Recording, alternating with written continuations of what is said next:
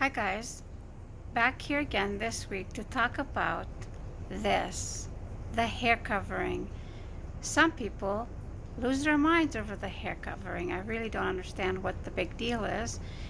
We are living in an age where people should be left alone to practice their religion. It's especially triggering when people that profess to be Christian, it really bothers them that I wear a scarf. When if they go to church, they would see that all their statues and all their icons are filled with Mary, Jesus' mom, wearing a headscarf and covering with loose clothing.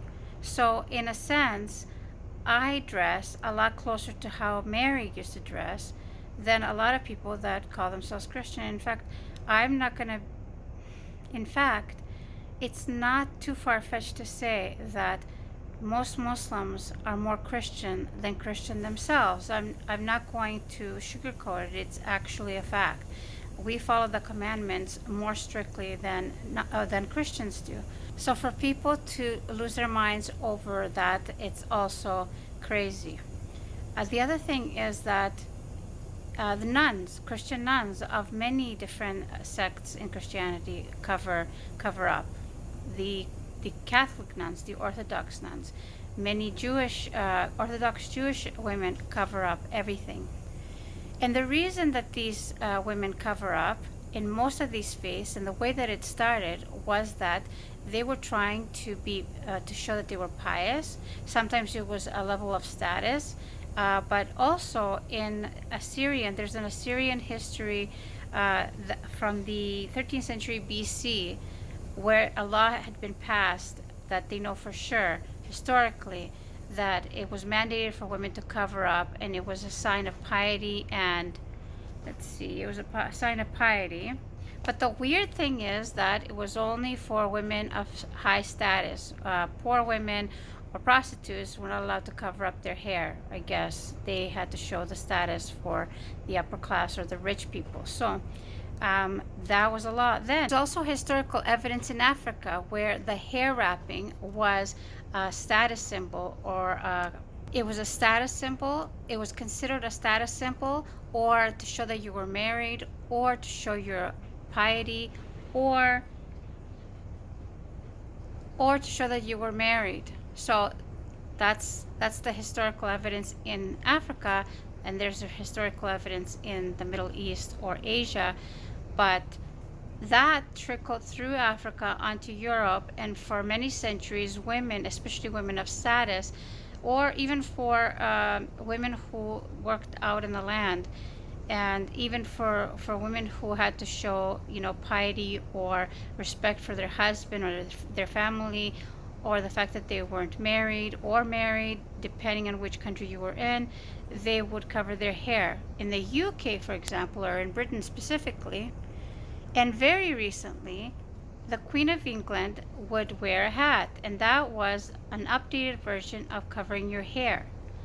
Now, I know for a fact, because I lived in England for a while, that when the Queen would invite you formally to a family event at the church, she would put in the invitation that you have to make sure that you are covering your hair, and whether that meant a cap, a hat, a fascinator, or even something as small as a hairband with something on the hairband, it had to be something that kind of covered the hair.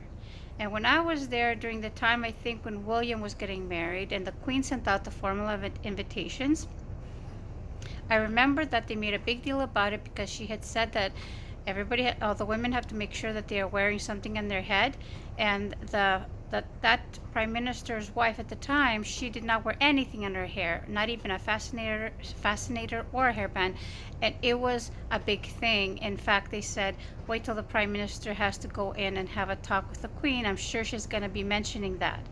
So hair covering has been a thing for women through the centuries. It's not a new thing. And as I mentioned earlier, that Christianity and the hair covering event trickled through Asia into Africa and up into Europe. The reason that happened is because of all the colonialism from Europe into Africa and into Asia. So I'm sure that is something for another episode another time, but what I wanted to discuss was what I mentioned before is the hair covering is considered something that you do to show your piety or your respect for your husband or your family.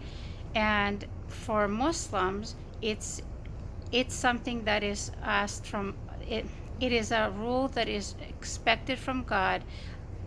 It is something that God expects us to do to cover our hair. Now, think about it for a second. God is our creator. He created us. Just like if you went to buy an iPhone or any kind of electronic device, when you brought it home, you would open it and find a manual in it. In the same way, when God created us, He also gave us information on how to operate at our best capacity, at the maximum, most successful capacity. So, therefore, doesn't it make sense that in the scriptures, God would give us instructions on how to live our best life? So, for me, living my best life means for me, living my best life means that I follow the instructions that were given to us by God. Now, you might ask, well, how do you know that you are following instructions from God? All you have to do is read the Quran. If you want an extra copy, I happen to have a few, so you can DM me below and ask me, and I will be happy to mail you a copy. I don't have a lot, but whatever I have, I'll be happy to mail you a copy so that you can also see the information there. However, for us as Muslims, because we know that the Quran is a valid valid words from God, if God asks me to wear hair covering or to cover modestly, He knows best what I should be doing because He created us. So when somebody says, and it actually happened fairly recently, I don't take offense to it because it's just a matter of people not understanding where we're coming from.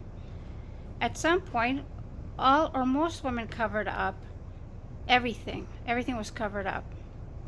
And whether they did it because of culture or they did it because of religion or religious scriptural texts, they did it. Only in the last, I don't know, 60 to 80 years, women's clothing have changed a lot. Men's haven't changed all that much. They're still baggy and loose. And women's clothing have become more sexualized. And so many women don't realize, or maybe don't even care, that the reason why our clothing have become smaller and tighter is not because of the feminist revolution. It's because of the marketing and the sexualization of women. So for me, I'm doing it for God, and for other women who don't believe in God or who don't think that they should be told what to do, they also are doing things without realizing that they are being told what to do through marketing. So I'm doing it for one reason and they're doing it for another reason. But at the end of the day, we're all doing it for a reason.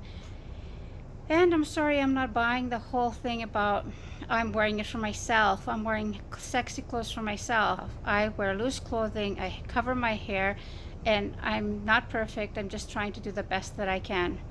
And hopefully others are also doing the best that they can to live their best life. For me, living my best life is how can I please God? And if I'm wearing the clothes that don't please Allah or don't please God, then I am in a position or in a maturity stage of my life that I'm willing to put aside my wants and my needs and do what God wants us to do.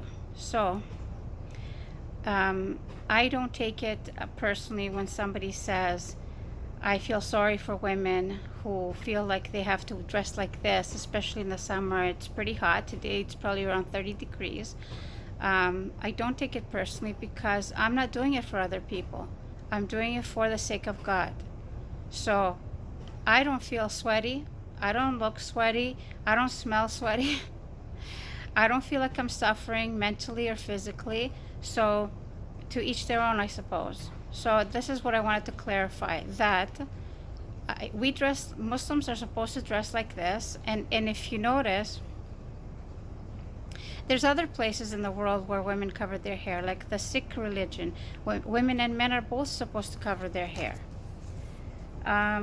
Orthodox Jews, Orthodox Christians, Eastern Catholics, Hindus, and even some Buddhists. So the hair covering is not only for Muslims or Christians or Jews.